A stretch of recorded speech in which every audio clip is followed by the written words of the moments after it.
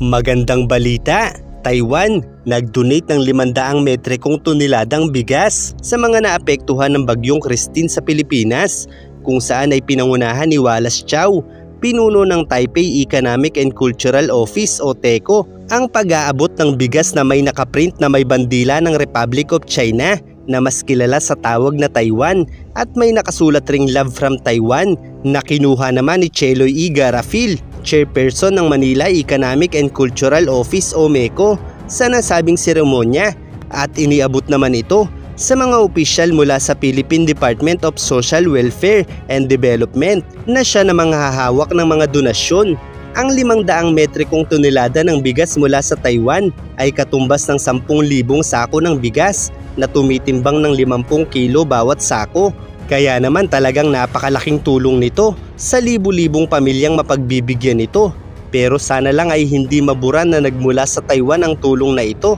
Dahil alam naman natin sa Pilipinas, kahit saan pa nagmula ang tulong, ay kadalasang ang pangalan ng politiko sa Pilipinas ang inilalagay nilang tatak sa mga tulong na ito. Kaya't bilang pasasalamat sa Taiwan, ay sana malaman ng mga tao na sa Taiwan galing ang mga bigas na ito at hindi sa mga pulpolitikong Pilipino.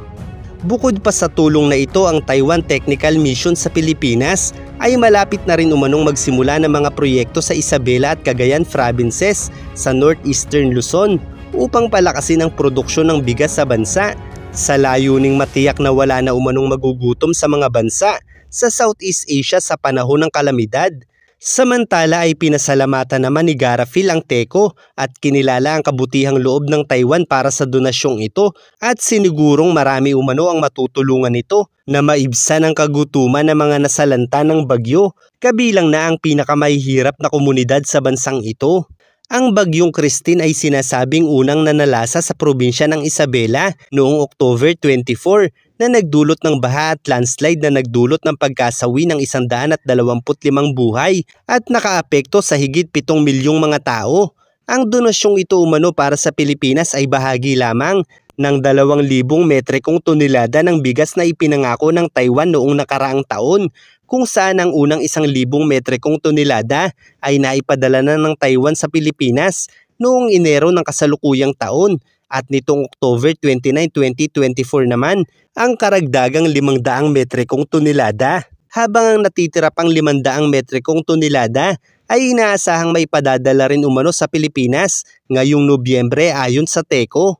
Bukod pa rito ay napakaraming proyekto pa ang kasalukuyang nasa proseso ng pagpaplano ang tinatalakay ng Taiwan at ilang sektor ng industriya sa Pilipinas, at ito ay sinasabing bunsod sa lumalalang tensyon sa pagitan ng China at Taiwan, kung kaya't nagnanais ang Taiwan na ilipat sa Pilipinas ang ilang pamumuhunan nito mula sa China. Kaya naman napakalaki ng tsansa na makapagbibigay ng dagdag na economic growth para sa dalawang bansa ang mga kasunduang tinatalakay sa iba't ibang sektor ng industriya. At bukod sa unti-unting pagbitaw ng Taiwan sa pagdepende nito sa ekonomiya ng China, ay muli na naman nitong pinausok ang ilong ni Xi Jinping dahil sa mga panibagong pagbili nito ng sandata mula sa US na nagkakahalaga ng $2 billion.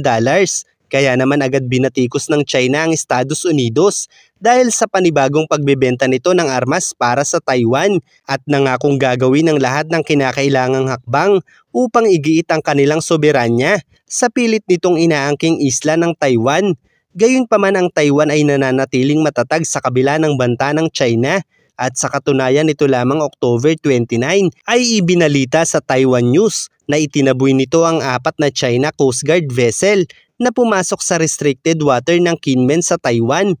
At kasabay nito ay binisita ng 2 former senior Trump administration officials na sina Kelly Craft at Nikki Haley ang Taiwan, sa layuning ipakita umano ang commitment ng US para sa Taiwan upang mas mapagbuti pa ang partnership nila. At ang pagbisitang ito ng dating mga opisyalis ni Donald Trump ay nagpapahiwatig na binabalanse umano ni Trump ang mga naging panibagong pahayag nito laban sa Taiwan, kung saan muling sinabi ni Trump kamakailan na ninakaw ng Taiwan ang chip factory ng US na maaari umanong magdulot ng pagkabahala sa mga Taiwanese na maaaring hindi sila tulungan ni Donald Trump sakaling muli itong manalo sa darating na US presidential election na gaganapin ngayong November 5 taong kasalukuyan.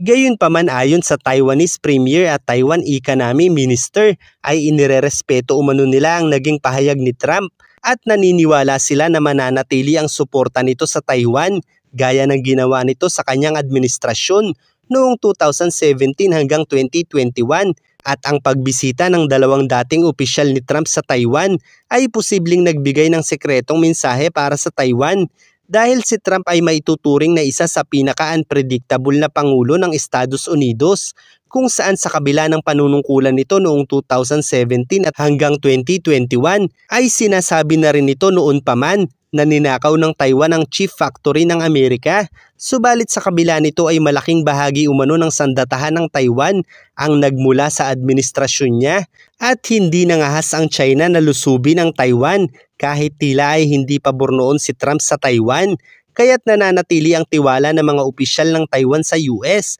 na sino man ang manalo sa eleksyong ito ay mananatili ang suporta sa kanila ng mga Amerikano dahil malinaw naman na kung tuluyang makukuha ng China ang Taiwan ay magsisilbing malaking pagkatalo din ito para sa US dahil sa paraang ito ay mas madaling masisira ng China ang first island chain of defense ng US na mangangahulugang magkakaroon ng pagkakataon ng China na direktang makaatake sa US para sa hinaharap at bukod pa rito, kung makukuha ng China ang Taiwan ay makokontrol nito ang pinakamahalagang microchips sa buong mundo na ginagamit sa modernisasyon ng iba't ibang bansa para sa bawat sandatahan ng mga ito. Kaya't kung talagang sasalakayin ng China ang islang ito ay malinaw na matutulad sa Russia ang mga Chino kung saan ang mga bansang hindi magpapataw ng sanksyon sa bansang ito ay ituturing ng kalaban ng mga Amerikano. Kaya't sa sandaling sumalakay ang China sa Taiwan ay tiyak na maraming bansa ang mapipilitang kumalas sa mga kasunduan nito sa China